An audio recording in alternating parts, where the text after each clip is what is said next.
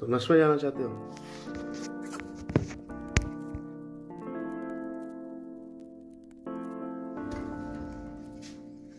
लेकिन नस्ट आना इतना आसान भी नहीं। इससे पहले आपको एक आजमाइश में से गुजरना पड़ता है।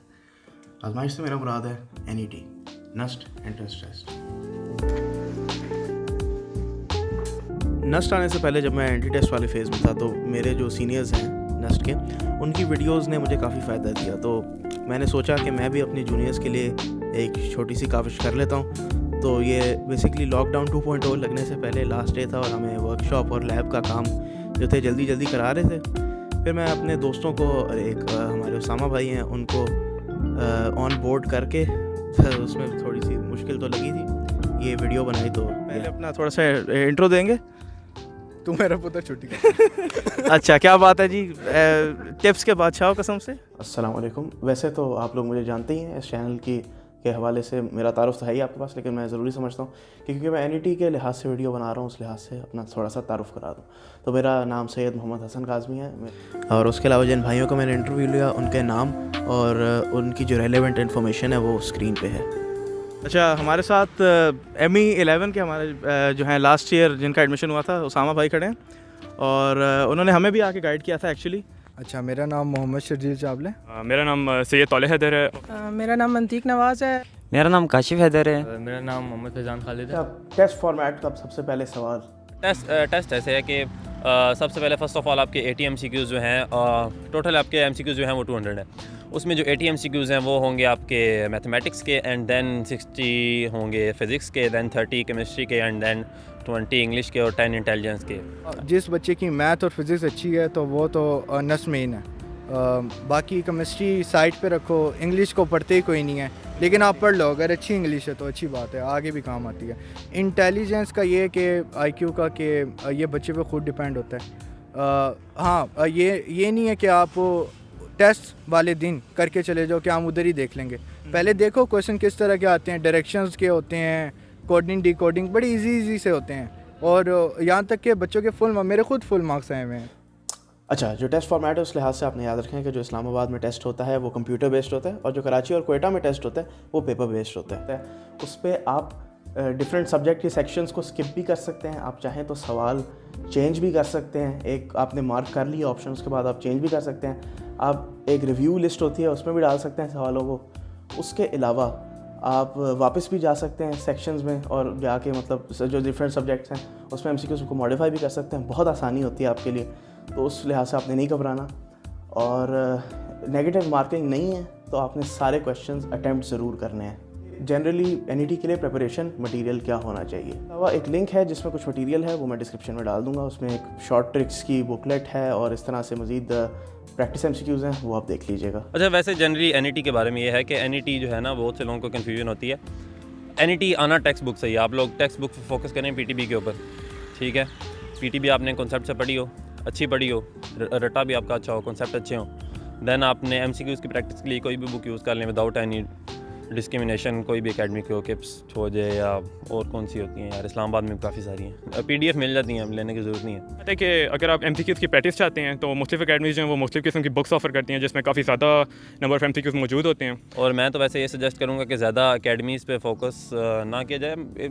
अब ये बिज़नेस बन गया, एजुकेशन बिज़नेस बन गया। NET 1 की प्रिपरेशन के लिए मैंने किप्स ज्वाइन की थी, और लेकिन मसला यही है कि बच्चे पे खुद डिपेंड होता है। वो पैसे जो हैं वो बेसिकली कंज्यूम कर रहे हैं और आपको इतना ज़्यादा जो है वो एक्सपीरियंस ना इम्पार्ट करते हैं, ना इतना नॉलेज इम्पार्ट कर रहे होते हैं। मोस्टली अकेडमीज़ का यही सीन है। तो ये YouTube से कंसल्ट करें, YouTube पे आपको काफ़ी कुछ मिल जाएगा, काफ़ी लेक्चर्स मिल जाएंगे। 15 डेज़ बहुत हैं NET की तैयारी के लिए, कोई भी NET हो। 1 2 3 मेरा तो सेम ही रहा था, डिफ़िकल्ट है। NET 2 ईजी था, 1 सबसे मुश्किल था, 3 मीडियम था मेरा। प्रिपरेशन के लिए मैं कहूँगा कि स्टार्टिंग में जब वो पढ़ें तो हर चैप्टर को कंसेप्ट वाइज पढ़ें और फिर उसके प्रैक्टिस MCQs करें। कोई ऐसा सवाल नहीं है जो NET में आ जाएगा और आप वो पहले से सॉल्व कर लेंगे। आपने कॉन्सेप्ट बिल्डिंग करनी है और अपनी प्रॉब्लम सॉल्विंग एबिलिटी को बेहतर बनाना है। अच्छा, जो मेरा अगला सवाल था वो था प्रिपरेशन स्ट्रैटेजी, मतलब रिलेटिंग टू डिफरेंट सब्जेक्ट्स के बारे में। तो उसके बारे में ये राय थी। तक मेरा पर्सपेक्टिव है, मैंने तो अब सिर्फ 2 सब्जेक्ट्स पे फोकस किया था, मैथ और फिजिक्स। बाकी में अगर आप इतना अच्छा स्कोर ना भी करो ना, दैट डजंट मैटर, आपका जो सम बन जाता है वो अच्छा बन जाता है। और मैथमेटिक्स में यह है कि 60+ स्कोर गुड इनफ होता है SMME में एडमिशन के लिए। तो मैथमेटिक्स के MCQs को सही प्रैक्टिस करें। उसके लिए यह है कि आपको बुक की थ्योरी आनी चाहिए। बुक की थ्योरी आपको अच्छी आती होगी तो आपके जो है ऑटोमेटिकली आपसे MCQs जो है वो अटैम्प्ट हो जाएंगे। आपके कॉन्सेप्ट और आपकी पिकिंग पावर है कि आप क्वेश्चन कितना पिक करते हो। उधर जो MCQs की बेसिकली कंपोजिशन है, तो उसमें फर्स्ट ईयर के जो मोस्टली MCQs होते हैं वो मोस्टली इतने डिफिकल्ट नहीं होते। अगर आप अच्छे तरीके से कॉन्सेप्ट प्रिपेयर कर लें, फार्मूलाज को मेमोराइज कर लें अपने सहन में, तो बेसिकली आप मोस्टली जो MCQs हैं वो कर सकते हैं। और फर्स्ट ईयर का जो चैप्टर 6 है उस पर ज़्यादा फोकस करनी चाहिए, और ट्रिग्नोमेट्री स्पेशली। अलबत्ता सेकंड ईयर में कुछ प्रॉब्लम्स जो आती हैं वो ये आती हैं कि फॉर एग्जांपल कैलकुलस का चैप्टर है, उसमें कुछ ट्रिकी MCQs होते हैं। फॉर एग्जांपल 3.4 ऑनवर्ड जो एक्सरसाइजेज हैं उनसे कुछ आते हैं MCQs। इंटीग्रेशन डिफरेंशिएशन पे इतना ज़्यादा स्ट्रेस लेने की ज़रूरत नहीं है, that is a relatively different thing, और उससे सवाल उतने नहीं आते। मैक्सिमम 3-4 क्वेश्चंस आएंगे जो कि काफ़ी डिफिकल्ट होते हैं, क्योंकि बहुत से स्टूडेंट्स होते हैं उन्होंने कैलकुलस इस पॉइंट पे इतनी ज़्यादा स्ट्रेंथन नहीं की होती। इसी तरह चैप्टर 6 के कुछ MCQs होते हैं। चैप्टर 6 से बहुत से सवाल आते हैं, उसकी जो पहली 6-7 एक्सरसाइजेज हैं उनसे काफ़ी आते हैं। बताया मैथ्स में मेरा ये ख्याल है कि आपके फार्मूलाज पे आपको अबूर हासिल करना चाहिए। जैसे भाई ने कहा, आपको बुक की थ्योरी ज़रूर पढ़नी चाहिए और कॉन्सेप्ट सारे आप क्लियर रखें, प्रैक्टिस मैक्सिमम जितनी कर सकते हैं करें। और फिजिक्स में ऐसे है कि मुश्किल MCQs भी आ जाते हैं, लेकिन NET की ट्रिक क्या है कि MCQ को गौर से देखा जाए वो पूछ क्या रहा है। बाज़ औक़ात वो चीज़ बहुत सिंपल से होती है, लेकिन एंटी टेस्ट के प्रेशर में आके बंदा जो है ना उसको गलत कर बैठता है। तो कुछ जो है उधर न्यूमेरिकल वैल्यूज़ मौजूद होती हैं, कुछ आपकी लॉस की स्टेटमेंट्स हैं जो आपने कंप्लीट करनी होती हैं, या उसमें से कुछ पार्ट मिसिंग होता है। प्रॉब्लम्स भी होती हैं, न्यूमेरिकल टाइप प्रॉब्लम्स भी होती हैं वहाँ पे मौजूद आपके MCQs में भी, ऑल्दो वो शॉर्ट होती हैं काफ़ी, इतने ज़्यादा उसमें कॉम्प्लेक्सिटी नहीं होती कि आप बेसिकली ऑन पेपर सॉल्व ना कर सकें। अच्छा, फिजिक्स के लिहाज से मैं ये कहूँगा कि अगेन फार्मूलाज बहुत इंपॉर्टेंट हैं, उनको आपने बेसिकली कॉन्सेप्ट्स के साथ रिलेट करना है और आपने ओवरऑल कॉन्सेप्चुअली चलना है। फाइनल डिटेल्स पे बेसिकली आप ना भी जाएं तो इतना बड़ा कोई इशू नहीं है। आपने बेसिकली फार्मूलाज को आपको कॉन्सेप्ट से लिंक करना चाहिए, आना चाहिए।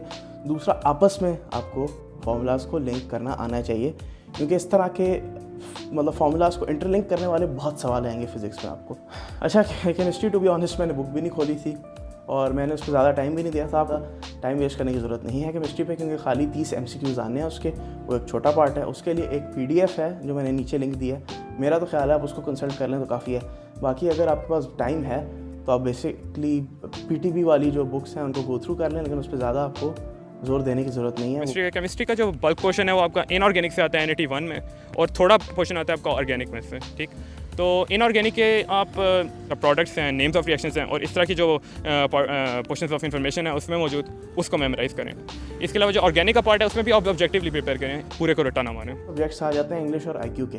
इंग्लिश के लिहाज से मैं यही कहूँगा कि आप स्पेसिफिक तैयारी ना ही करें, और उसमें इसलिए क्योंकि बहुत लंबी लंबी वर्ड लिस्ट होती हैं और मतलब उनमें से भी डिफाइंड नहीं है कि आएगा या नहीं, तो उस पर आपको टाइम वेस्ट करने की ज़्यादा ज़रूरत नहीं है। आप बस ये ज़रूर देख लें, और मैं कुछ नीचे लिंक्स भी अगेन जैसे मैंने कहा है दे दूँगा जिसमें सैम्पल पेपर्स होंगे। आप बस इतना देख लें कि इंग्लिश में किस किस्म के सवाल आते हैं। ज़्यादातर वर्ड मीनिंग्स आ जाते हैं, एनालॉजीज़ आ जाती हैं और कॉम्प्रहेंशन के लिहाज से आ जाते हैं। लेकिन अगर आपकी इंग्लिश सही है तो जनरली आप 12 से 16 के बीच में एनीवेयर अराउंड स्कोर कर सकते हो अगर आपकी इंग्लिश सही है।